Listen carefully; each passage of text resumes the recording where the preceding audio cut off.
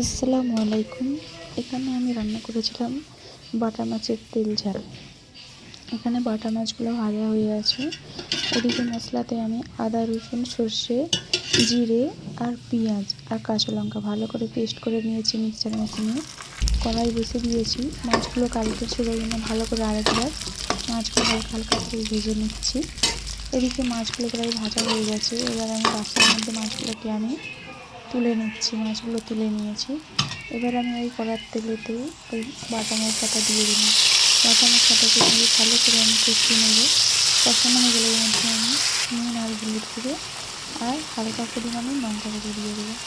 নুন দিয়ে দিয়েছি, এবার হলুদ লঙ্কা গুঁড়ো দিয়ে দেবো। হলুদ গুঁড়ো দিয়ে দিয়েছি, এবার লঙ্কা গুঁড়ো দিয়ে দিলাম। দিয়ে ভালো করে মশলাটাকে আমি কষিয়ে নেব। এদিকে মশলাটাকে কষানোর আগে কাঁচা লঙ্কা চিরাটাও দিয়ে দিলাম। দিয়ে ভালো করে মশলাটা কষিয়ে নেব। মশলাটা কষানো হয়ে গেছে, এতে আমি পানি দেবো। এবার আমি মশলাটাকে ভালো করে কষিয়ে নিয়েছি।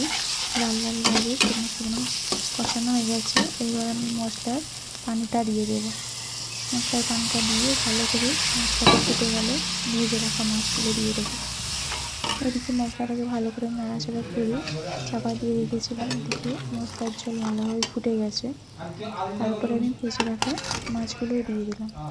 দিয়ে ভালো করে নাড়াচাড়া করে আর বেশিক্ষণ আর দরকার হবে না। এদিকে হয়ে গেছে প্রায়, হালকাভাবে ফুটে গেলেই গ্যাস বন্ধ করে দিয়েছি। এদিকে বাটা মাছের তেল ঝাল হয়ে গেছে। কেমন হয়েছে জানাবেন।